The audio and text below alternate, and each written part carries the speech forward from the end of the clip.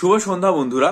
অনেক পরীক্ষার্থী মূলত যারা একদম প্রথম দিকে হয়তো প্রস্তুতি শুরু করছেন, তারা একটা জিনিস জিজ্ঞাসা করে থাকেন যে ডব্লিউবিসিএস প্রিপারেশনের ক্ষেত্রে বাংলা বই থেকে আমরা কিভাবে প্রস্তুতি নেব। আজকের এই ভিডিওটা মূলত তাদের জন্য, যদিও ওই ভিডিও শেষে আমার কিছু গুরুত্বপূর্ণ কথা এ বিষয়ে বলার আছে। যেমন ধরুন, আপনি বাংলায় যদি প্রস্তুতি নিতে চান, তাহলে ভারতের ইতিহাস, স্বাধীনতা আন্দোলনের ক্ষেত্রে জীবন মুখোপাধ্যায়ের বইটা নয়, জীবন মুখোপাধ্যায় এবং বিভাস ঘোষালের যে বইটা রয়েছে সেই বইটা আর কি আপনি ফলো করতে পারেন।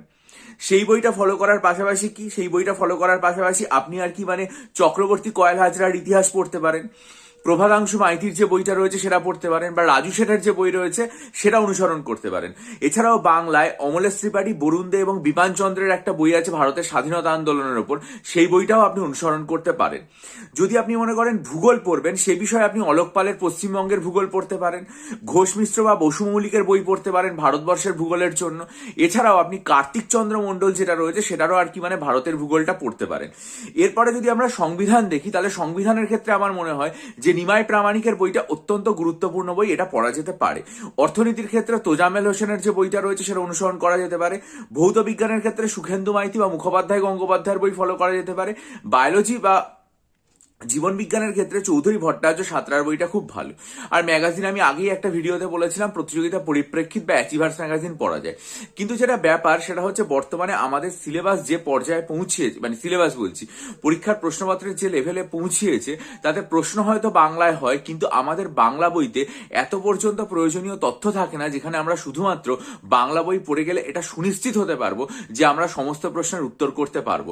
এটা আমাদের দুর্ভাগ্য যে ডব্লিউবিসিএস পরীক্ষায় সম্পূর্ণ প্রস্তুতির জন্য বাংলায় আর কি এরকম সাবজেক্ট ওয়াইজ যে বই আছে সেগুলোর থেকেও বর্তমানে সর্বভারতীয় সিভিল সার্ভিসের যে সমস্ত বই, যেগুলো মূলত ইংরেজিতে লেখা, সেগুলো অনুসরণ করে অপেক্ষাকৃত ভালো। তাই আমি আমার অনলাইন ব্যাচে যে সমস্ত বই থেকে স্টাডি মেটেরিয়ালগুলো তৈরি করি, সেগুলো সবসময় আর কি সর্বভারতীয় স্তরের সিভিল সার্ভিসের যে বইগুলো রয়েছে, এবং আমার স্টাডি মেটেরিয়ালের মধ্যে অধিকাংশ স্টাডি মেটেরিয়ালই কিন্তু পুরোপুরি ইংরেজিতে লেখা হয়, ঠিক আছে।